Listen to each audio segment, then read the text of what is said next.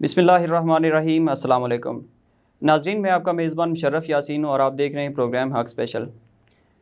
جس طرح سے آپ لوگ جانتے ہیں، آج سے کچھ روز بعد، ابھی کچھ ہی دن کے فاصلے پر کشمیر کے آزاد کشمیر کے الیکشنز ہونے جا رہے ہیں۔ جنرل الیکشنز ہیں ان کے 2021 میں جو ہوں گے بھی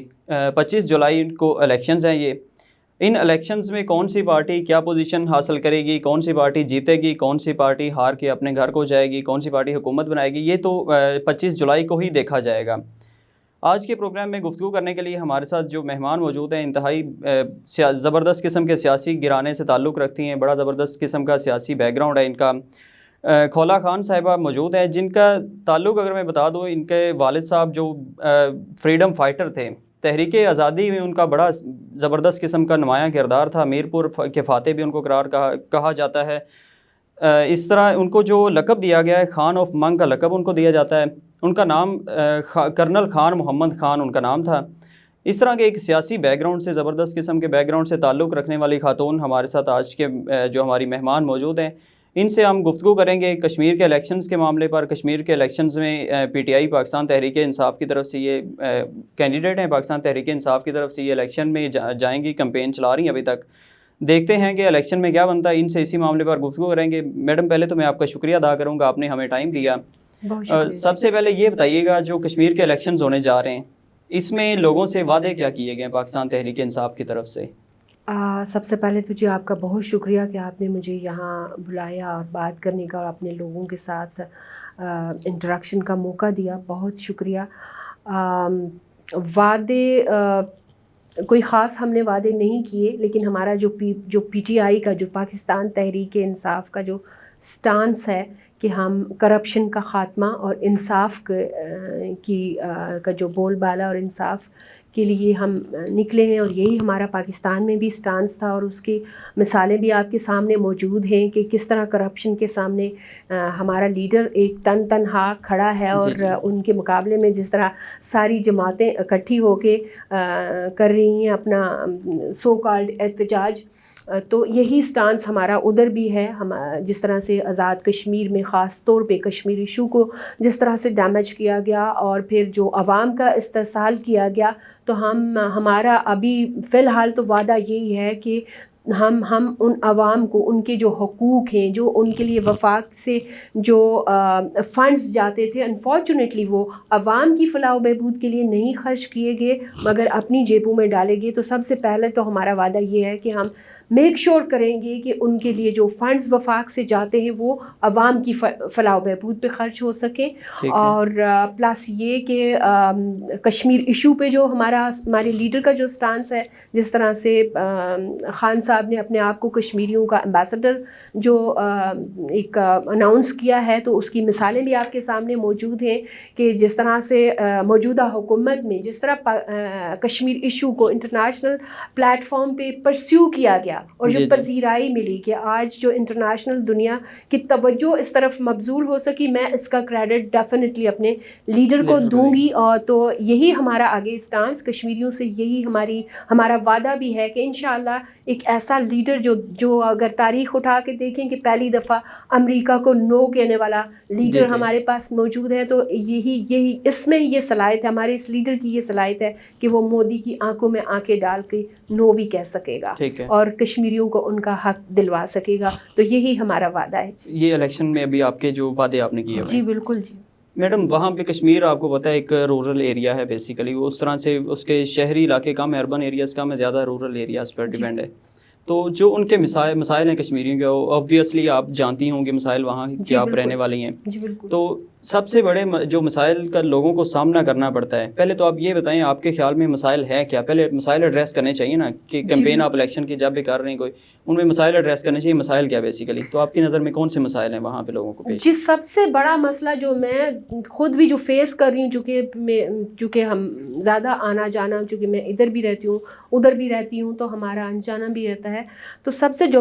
بڑا مسئلہ ہے وہ انفراسٹرکچر کا ہے۔ آپ دیکھیں کہ وہاں کی روڈز جو ہیں، وہاں پہ جو حالت زار ہے کہ ایک پل صراط سے گزر کے وہاں ہماری ایک خوبصورت وادی جنت النظیر ہے، جہاں پہنچ کے آپ کو ایسا لگتا ہے جیسے جنت میں آ گئے، لیکن وہاں پہ پہنچنا اتنا دشوار گزار ہے کہ ایک پل صراط سے گزر کے ہمیں وہاں جانا پڑتا ہے۔ تو جو ٹوٹی پھوٹی سڑکیں, جو سڑکوں کی حالت ہے, اور اس کی وجہ سے پھر ہماری اتنی خوبصورت ہمارا علاقہ ہے, مگر انفارچونیٹلی وہاں ٹورزم کا, حالانکہ لوگ بہت جانا چاہتے ہیں, دیکھنا چاہتے ہیں ایسی فضا میں, کھلی فضا میں, اور ایک حسین منظر دیکھنا چاہتے ہیں, مگر جانے سے گریز اس لیے کر رہے ہیں کہ سڑکیں نہیں ہیں اس طرح, اس قابل نہیں ہے کہ یہاں سے لوگ. تو جو مین مسئلہ میں سمجھتی ہوں وہ سڑکوں کا ہے. یہ میں نے معذرت آپ کی بات کاٹ کر رہا ہوں, میں نے اسی لیے آپ سے کہا کہ آپ الیکشن چونکہ کمپین وہاں پہ چلا رہی ہیں, رن کر رہی ہیں, تو بیسک ضروریات لوگوں کی جو بنیادی مسائل ہیں ان کا علم ہونا بہت ضروری ہوتا ہے. کمپین تبھی آپ اسی بنیاد پہ لڑ سکتے ہیں نا, الیکشن بھی جیت سکتے ہیں تبھی جب آپ لوگوں کو ایڈریس کریں گے ان کے مسائل سے متعلق. تعلیم کا مسئلہ بہت بڑا مسئلہ ہے کشمیر کے اندر. تعلیم ہی ایک قوم کو اوپر لے کے جاتی ہے, انفراسٹرکچر اور پلس تعلیم پلس جو صحت کے مسئلے مسائل ہیں, ان چیزوں کو کیسے آپ ایڈریس کریں گے, کس طرح سے ان چیزوں کو حل کریں گے وہاں پہ؟ تعلیم کا مسئلہ, اگر میں آپ کو ایک بات بتاؤں کہ ہمارا وہاں لٹریسی ریٹ بہت زیادہ ہے, پاکستان سے بھی بہت زیادہ, حالانکہ اتنا وہاں پہ وہ وسائل نہیں ہیں ہماری بچوں کو, جو ہیں یونیورسٹیز نہیں ہیں اس طرح سے, اور پھر وہی میں جو مسئلہ ہے کہ انفراسٹرکچر نہیں ہے, تو بہت دور دراز علاقوں میں پیدل چل کے جانا پڑتا ہے. لیکن پھر بھی ماشاء اللہ ہمارا وہاں لٹریسی ریٹ بہت اچھا ہے, اور اتنے پوٹینشیل ہمارے وہاں جو نوجوان نسل ہے وہ ویل اویئر ہے اپنے حقوق کے لیے, اپنی جو کرنٹ جو سچویشن, انٹرنیشنل جو حالات ہیں, آپ ان سے بات کریں تو آپ کو سمجھ آتی ہے, جیسے ہر بندہ وہاں پہ آپ کو ایک PhD نظر آئے گا. تو اس لیے تعلیم کے لیے سہولتیں نہیں ہیں, لیکن تعلیم کا فقدان نہیں ہے وہاں پہ. تعلیم یافتہ ہیں, مگر انفارچونیٹلی ان کو وہ سہولتیں مہیا نہیں کی گئی ہیں. آپ وہاں اسکولوں کی حالت دیکھیں, کھنڈرات نظر آتے ہیں. جو میرے حلقے میں, میرے اپنے حلقے LA23 میں, مجھے کچھ لوگ وہاں پہ لے کے گئے وزٹ کروانے کے لیے ایک اسکول کا, اور اس کے لیے میں نے کافی عرصہ کیس بھی پرسیو کیا, اور کافی حد تک میں کامیاب بھی ہو گئی ہوں. اور انشاءاللہ آنے والی انشاءاللہ ہم وہاں جب حکومت بنائیں گے تو وہ سارے مسائل ایڈریس بھی کروں گی, اور اس میں کامیاب بھی ہو جاؤں گی. وہاں پہ ایسی حالت تھی کہ ایک کھنڈر تھا جس میں جو پچھلے 40 سال سے ایک اسکول وہاں پہ بنا ہوا ہے جو مڈل ہے, اور اس کو اپ گریڈ کر کے ہائی اسکول کا درجہ نہیں دیا جا رہا, اور وہاں 300 بچے پڑھتے ہیں, اور وہ جو بلڈنگ ہے وہ لکڑیوں کے اس کی چھت ہے, اور پتھروں کی اس کی دیواریں بنی ہوئی ہیں, اور ایسا لگتا ہے جیسے ابھی وہ چھت گر جائے گی. مطلب کہ مجھے وہاں پہ جا کے بیٹھ کے رونا آ رہا تھا کہ یہاں ہمارے ہماری کمنگ جنریشن ہے, اور ماشاء اللہ اتنی پوٹینشیل جنریشن ہے, یہاں بیٹھ کے تعلیم حاصل کر رہے ہیں, جبکہ ہمارا جو نمائندہ ہے وہ وہاں پہ پچھلے 25 سال سے ڈاکٹر نجیب صاحب وہاں براجمان ہوئے ہیں اس ایوان میں, وہاں کا نمائندہ بن کے, اور یہ حالت زار ہے. تو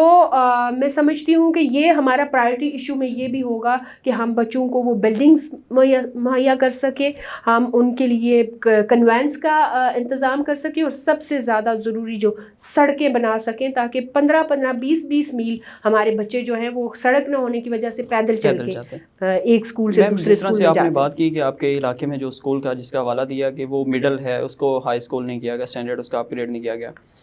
ہمارے ہاں یہ ٹرینڈ کیوں ہے کہ ایک اسکول ہے اس کو کئی دہائیوں تک ہم مڈل تک ہی رکھتے ہیں, ایون کئی ایسے اسکولز بھی ہیں, سرکاری گورنمنٹ اسکولز ہیں جو پرائمری تک ہی محیط ہیں, تو ان کو ڈائریکٹ ہی ہم ہائی اسکولز کا درجہ کیوں نہیں دے دیتے, اس کی ریزن کیا ہے؟ اسی پہ جی میں کام بھی کر رہی ہوں. انشاءاللہ اگر اللہ نے مجھے موقع دیا اور میں اس ایوان تک جا سکی تو میں نے سب سے پہلے اسی پہ لیجسلیشن کرنی ہے کہ میں میک شیور کروں کہ ہم دیکھیں ہماری جو نئی جنریشن ہے اسی نے باغ دوڑ سنبھالنی ہے, وہ ریڑھ کی ہڈی کی حیثیت رکھتے ہیں آگے. تو ان کو جب ہم سہولتیں مہیا نہیں کریں گے, ان کو جب ہم امپاور نہیں کریں گے, تو وہ کیسے اپنا بہتر کارکردگی آگے دکھا سکیں گے؟ بالکل, بجائے اس کے کہ ایک بچہ ہے جو اس نے اپنے محلے میں ایک اسکول بنا ہوا ہے کہ اس کے اپنے ایریا میں, وہ وہاں پہ اپنی ہائی ایجوکیشن بھی حاصل کرے, میٹرک ایٹ لیسٹ وہاں تک کرے, وہاں پہ اس کو کئی کلومیٹر کئی میل دور جانا پڑتا ہے ایجوکیشن کے لیے. مڈل پاس کرتا ہے تو والدین اکثر اپنی بچیوں کو اس لیے اسکول ہی بند کروا دیتے ہیں کیونکہ اسکول دور ہوتے ہیں, تو وہ محلے سے باہر بھیجنا نہیں چاہتے اپنے علاقے سے باہر. ہمارا جو ایریا ہے جی وہ تھوڑا ٹرائبل ایریا ہے, خواتین وہاں بہت کم باہر نکلتی ہیں, تو بچیوں کو زیادہ, بالکل آپ نے بجا فرمایا کہ اسکول نہ ہونے کی وجہ سے مجبوراً گھر بیٹھنا پڑتا ہے. بالکل آگے میٹرک کے بعد یا مڈل کے بعد یا ہائر ایجوکیشن کے لیے وہ نہیں جا سکتی ہیں, باہر نہیں نکل سکتی, حالانکہ بہت پوٹینشیل ہے, پڑھنا چاہتی ہیں اور ان کے اندر صلاحیت بھی ہے, مگر یہ ایک مسئلہ ہے جس کو جو درپیش ہے. تو اس پہ انشاءاللہ ہم ضرور اس پہ ہماری پرائرٹی جو ہے وہ پرائرٹی ایشو ہمارا جو ہے وہ یہی ہوگا انشاءاللہ. آپ نے ٹورزم کی بات کی تھی. کشمیر نو ڈاؤٹ جنت نظیر وادی اس کو کہا جاتا ہے. مثالیں دنیا میں دی جاتی ہیں کہ دنیا پر اگر کسی نے جنت دیکھنی تو کشمیر چلا جائے. تو اس میں آپ کے پاس ویژن ہے یا پاکستان تحریک انصاف کے پاس ایسا کون سا ویژن ہے ابھی تک؟ جب کہ ہم نے ادھر پاکستان میں حکومت دیکھی, تحریک انصاف کی 3 سالہ دور حکومت آپ کے سامنے, کارکردگی سب کے سامنے, وہاں پر کیا آپ لے کے آئیں گے ایسا جس سے ٹورزم کو انہینس کیا جا سکے, ٹورزم بڑھائی جا سکے, وہاں پہ لوگوں کو باہر سلایا جا سکے ٹورزم کی طرف؟ دیکھیں, ایک تو سب سے پہلے کہ ہمیں جو ایکسپلور کرنا ہوگا, اور خان صاحب کی خاص طور پہ یہ دلچسپی ہے ٹورزم کا, وہ یہاں بھی کافی جگہ انہوں نے ایکسپلور کی ہیں جس کو وہ ٹورزم میں لانا چاہتے ہیں. اور آزاد کشمیر میں بھی تو ہمیں پڑھے لکھے لوگوں کو جو اہلیت رکھتے ہوں, جن کے پاس ویژن ہو, جن کے پاس نالج ہو, ان کو وہاں لا کے ان کی ہم مشورہ لے سکتے ہیں کہ وہ کیسے ٹورزم کو بہتر کر سکتے ہیں, جو کیسے وہاں بلڈنگز یا جو ڈیولپمنٹ کیسے کر سکتے ہیں. جیسے 3 سال میں یہاں مشورہ لیا گیا. اس میں سمجھتی ہوں کہ ایک تو روزگار بھی بڑھے گا, بہت سارے لوگوں کو روزگار بھی ملے گا, اور پھر ان کا جو پوٹینشیل ہے اس سے بھی ہم اس کو یوٹیلائز کر سکتے ہیں. میں سوال یہ کیا, جس طرح 3 سال یہاں پہ مشورے لیے جا رہے ہیں, اسی طرح سے مشورے وہاں پہ چلتے رہیں گے؟ دیکھیں جو سوچ سمجھ کے کام کیا جاتا ہے وہ زیادہ بہتر ہوتا ہے. 3 سال کی جہاں تک آپ بات کرتے ہیں تو آپ پچھلے 40-45 سال کی بات کیوں نہیں کرتے؟ جب 45 سال سے ایک چیز کو آپ خراب کیے جا رہے ہیں, ورسٹ سے ورسٹ ہوتی جا رہی ہے, آپ کیسے ایکسپیکٹ کر سکتے ہیں کہ 3 سال میں آپ اس کو بہتر کر سکیں گے؟ یہ امپاسبل ہے. 3 سال تو اس کو سمجھنے میں ہی لگ جاتے ہیں. تو سمجھ آ گیا کچھ حد تک کہ کیا بگاڑ ہوا ہے یہ سمجھنے میں. اور انشاءاللہ آپ دیکھیں گے کہ آنے والے وقت میں انشاءاللہ ہم اپنے وہ تمام وعدے بھی پورے کریں گے, اور ایک بہتر اور خوشحال پاکستان آپ کو نظر آئے گا. اس کے علاوہ جو LOC کا مسئلہ چلتا آ رہا ہے عرصہ دراز سے, لائن آف کنٹرول ہے, جو کشمیر کے لوگ وہاں پر ارد گرد جو موجود ہیں ان کو بمباری کا روز گولہ باری کا سامنا کرنا پڑتا ہے انڈین فورسز کی طرف سے. وہ ان کی عادت ہے کہ وہ شہری آبادی کو نشانہ بناتے ہیں. اس معاملے میں کوئی پلان بنایا ہے, کوئی ورک آؤٹ کیا کہ ان لوگوں کو کیسے تحفظ دیا جا سکتا ہے؟ جی بالکل, میں سمجھتی ہوں کہ ایک تو کیمپنگ کی جائے اور ان کو, اور مگر مسئلہ یہ ہے کہ ہمارے وہ لوگ دیکھیں کہ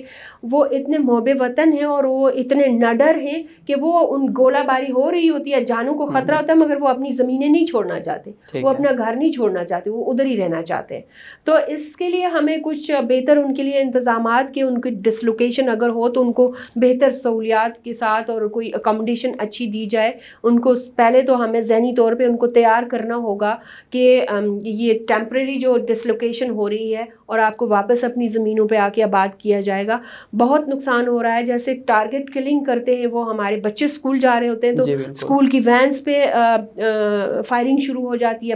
مال مویشی جو مارے جاتے ہیں, اور بہت سارے میرے اپنے رشتہ دار وہاں شہید ہو چکے ہیں جو سڑک پہ چلتے ہوئے اچانک ٹارگٹ کلنگ کرتے ہیں وہ. تو اس کے لیے بھی ہمارا یہ بھی پلان ہے کہ انشاءاللہ ہم اپنے لوگوں کو, ایک تو وہاں پہ دوائی کی اور ایمبولینس کی بہت زیادہ ضرورت ہے, جو میں پچھلی حکومت میں تو میں بولتی رہی ہوں مگر کسی کو سنائی نہیں دیا. تو انشاءاللہ اگر ہماری حکومت آتی ہے تو اس پہ میرے پاس کافی سارے اس پہ پلانز ہیں جو میں انشاءاللہ کوشش کروں گی. اس کا شارٹ ٹرم پلان یہ نہیں بنایا جا سکتا کہ ڈسپینسریز وہاں بنا دی جائیں قریب تاکہ لوگوں کو فوراً سے سہولت مل سکے؟ ہاسپٹلس کا سب سے زیادہ برا حال ہے وہاں پہ, LOCs پہ بھی, اور جو دوسرے ہمارے علاقے جیسے میری اپنی کانسٹیچوئنسی ہے منگ, اس کی اگر میں بات کروں تو جو سرکاری ہاسپٹل ہے وہاں پہ 3 ڈاکٹرز اس وقت تعینات ہیں مگر ایک بھی نہیں ہوتا ہے. اور اگر جو ہماری خواتین ہیں وہ بہت دور دراز سے ان کو چارپائیوں پہ اٹھا کے پیدل لایا جاتا ہے, راستے میں ان کی ڈیتھ ہو جاتی ہے, ڈیلیوریز راستے میں ہوتی ہیں اور کئیوں کی ڈیتھ ہو جاتی ہے, زچہ اور بچہ دونوں کی. تو اس لیے یہ میک شور کیا جائے گا, سب سے زیادہ جو خراب حالت ہے وہاں وہ ہاسپٹلز کی ہے, اور یہ جو ہیلتھ سیکٹر کی ہے اس میں بہتری کی بہت ضرورت ہے. تو یہ بھی ہماری پرائرٹی پہ ہوگا کہ ہم اس پہ بھی فوکس کریں سب سے پہلے. جی انشاءاللہ بریک کے بعد گفتگو جاری رکھتے ہیں ہم ناظرین. یہاں پر ایک مؤثر سے بریک کر لیتے ہیں. بریک کے بعد مقبوضہ کشمیر پر ان الیکشنز کا کیا اثر ہوگا وہ میڈم سے جانیں گے, اور اس کے علاوہ خواتین کی امپاورمنٹ کے لیے, خواتین کے لیے الیکشن میں یہ کیا کچھ لے کے آئی ہیں اور کیا کچھ کریں گے آگے پاکستان تحریک انصاف کی طرف سے کیا کیا جائے گا. ہمارے ساتھ رہیے گا.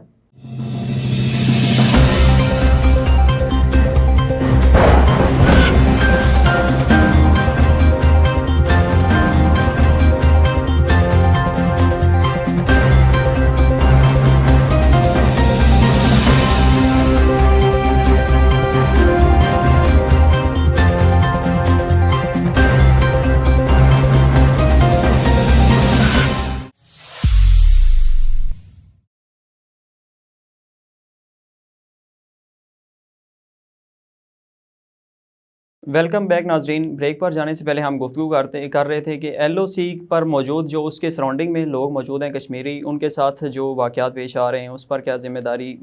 حکومت لے گی یا کس طرح سے ایکشن لیا جائے گا. ہمارے ساتھ ہماری مہمان موجود ہیں, جس طرح سے پہلے بھی آپ نے ان کی گفتگو سنی. پاکستان تحریک انصاف ویمن ونگ کی سینٹرل ڈپٹی جنرل سیکرٹری خولا خان صاحبہ ہمارے ساتھ موجود ہیں. ان سے مزید آگے گفتگو جاری رکھیں گے. میڈم یہ بتائیے گا کہ خواتین کی امپاورمنٹ کے لیے جو کشمیر میں آپ کو جس طرح سے آپ ڈیفینیٹلی وہاں سے تعلق رکھتی ہیں, وہاں سے بلانگ کرتی ہیں, تو خواتین کو بہت زیادہ ایشوز کا سامنا کرنا پڑتا ہے, گھر سے باہر نکلنے کی اس طرح سے اجازت نہیں ہوتی. ان کی امپاورمنٹ کے لیے کیا کیا جا سکتا ہے, کیا کر سکتے ہیں آپ لوگ؟ سب سے پہلے تو جی یہ ہے کہ ان کی جو تعلیم کا جو جیسے پہلے بھی میں نے بات کی ہے کہ یونیورسٹیز کا مزید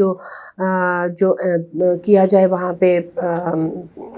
انتظام کیا جائے ان کی تعلیم کا اور سکولز کا. اور پھر ایک چیز جو میں نے وہاں دیکھی ہے کہ ہماری بڑی پوٹینشیل خواتین ہیں, مگر انفارچونیٹلی ان کو صرف اور صرف بچی میٹرک کر لیتی ہے, وہ ٹیچر بھرتی ہو جاتی ہے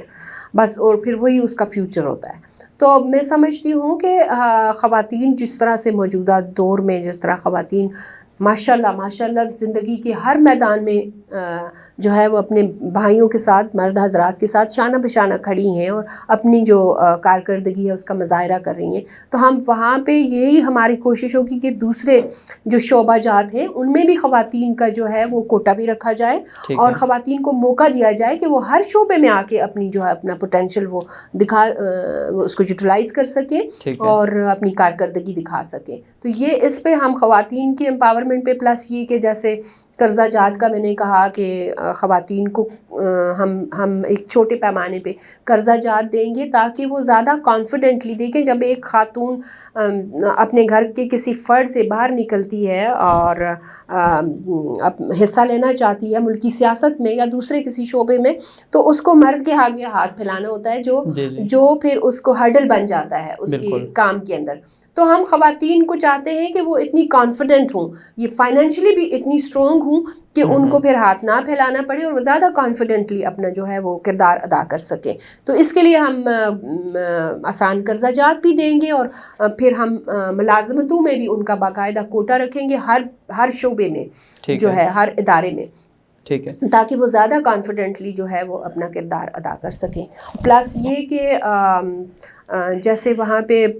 ایک میرے ذہن میں ہے, جیسے میں نے اپنی پریزیڈنٹ ڈاکٹر صاحبہ سے بھی یہ مشورہ کیا تھا کہ وہاں پہ جیسے سلائی اسکول ہیں, جیسے ہماری خواتین ہیں, ووکیشنل سینٹرز کا زیادہ سے زیادہ ہم اگر اجرا کریں تو وہ جیسے وہاں پہ جو اس طرح کا ٹرینڈ نہیں ہے کہ درزی کے پاس جا کے کپڑے سلائیں. ایک گھر کے اگر 8-10 افراد ہیں تو ایک خاتون کے پاس اگر یہ ہنر ہوگا تو اس سے بھی کافی جو ہے وہ ان کو فائدہ بھی ہو سکتا ہے, فائنینشلی خود کفیل ہو سکتی ہیں.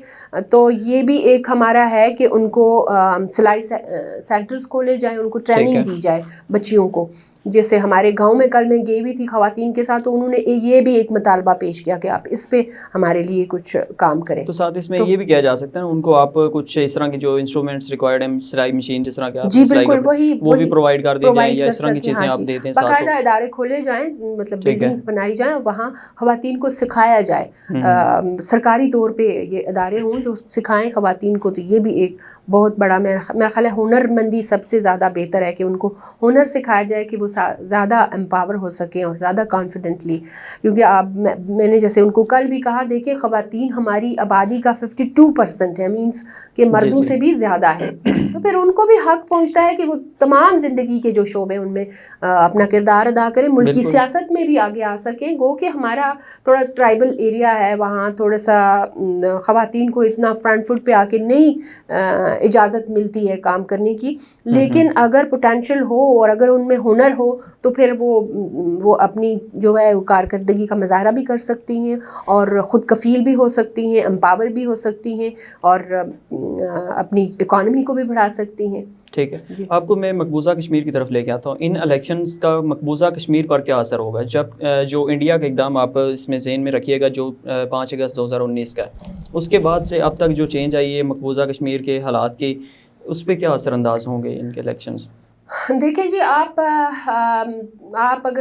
اگر نظر دوڑائیں پچھلے 3 سال پہ، جیسے آپ کو مہنگائی تو نظر آ گئی ہے، مگر آپ کو یہ نظر نہیں آیا کہ آپ اگر ہسٹری اٹھا کے دیکھیں تو پہلی دفعہ جو ہے وہ موجودہ حکومت کا سب سے مضبوط سٹانس تھا کشمیر ایشو پہ انٹرنیشنل پلیٹ فارم پہ جا کے. جس طرح سے خان صاحب نے جو یونائٹڈ نیشنز میں جا کے جو اسپیچ کی، جو اس کے بعد ہمارے جو فارن منسٹر تھے انہوں نے جس طرح سے پرسیو کیا، خان صاحب نے اپنے آپ کو جو ایک ایمبیسڈر کے طور پہ اور ثابت بھی کیا کہ وہ ایمبیسڈر ہیں. تو اور پھر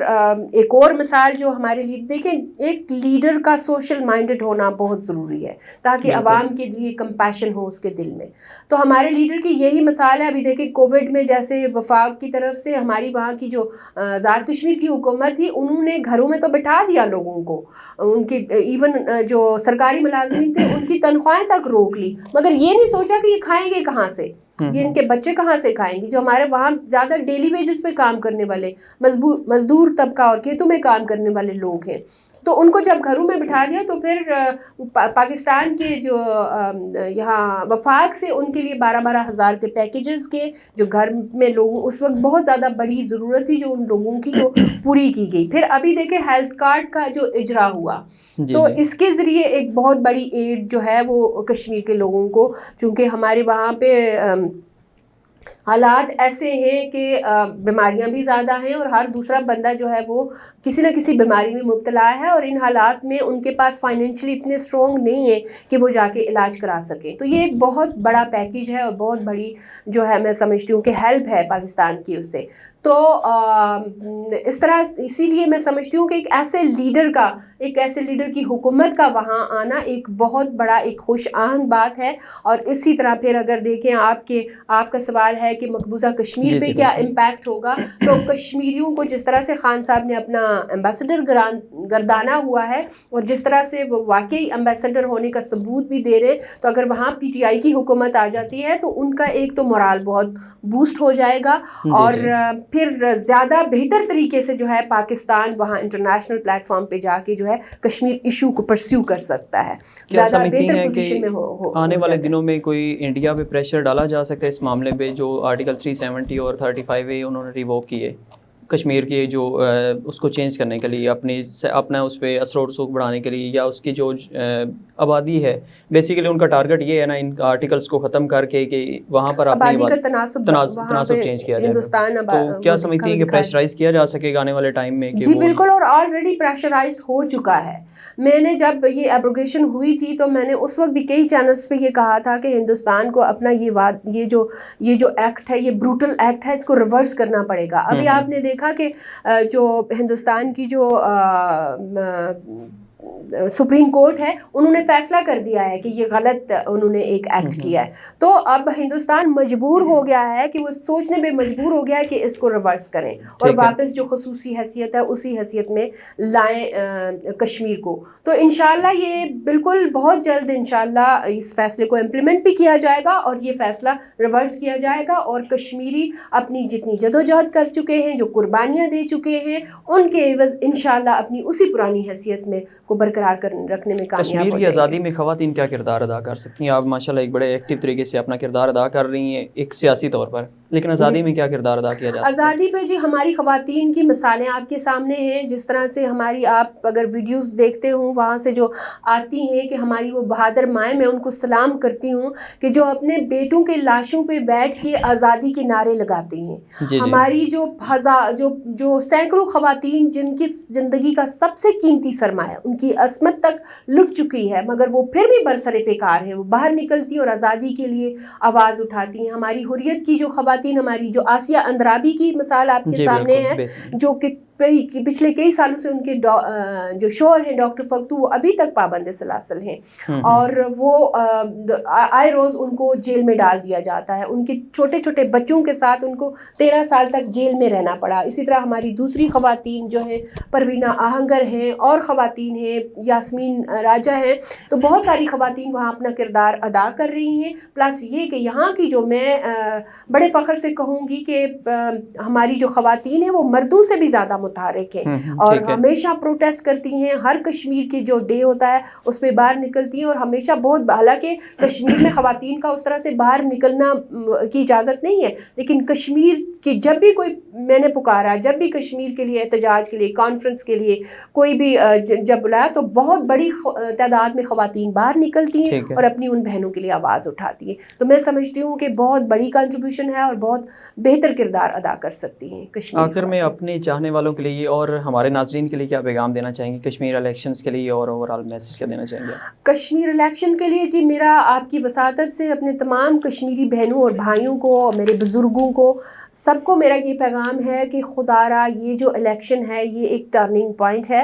اور ابھی ہم نے جو ہے وہ کسی مصلحت کا شکار نہیں ہونا ہے۔ ہم اپنا یہ جو نمائندہ چننے جا رہے ہیں، یہ کوئی 1-2 دن کی بات نہیں ہے، یہ اگلے 5 سال کے لیے ہم اپنا نمائندہ چننے جا رہے ہیں، اور اس وقت ہم نے بہت سوچ سمجھ کے اپنی اہمیت کو، اپنے ووٹ کی اہمیت کو پہچاننے کی ضرورت ہے، اور اس کو صحیح طور پہ استعمال کرنے کی ضرورت ہے۔ سوچ سمجھ کے یہ فیصلہ کیجئے اور اس نمائندے کو چنیں جو سوشل ورک مائنڈڈ ہو، جس کے لیے آپ کے دل میں کمپیشن ہو، پلس یہ کہ اس نمائندے کو چنیے جس کے دروازے پہ جا کے آپ اس کو گریبان پکڑ سکیں اور اس کو باہر لا کے کھڑا کر سکیں کہ ہم نے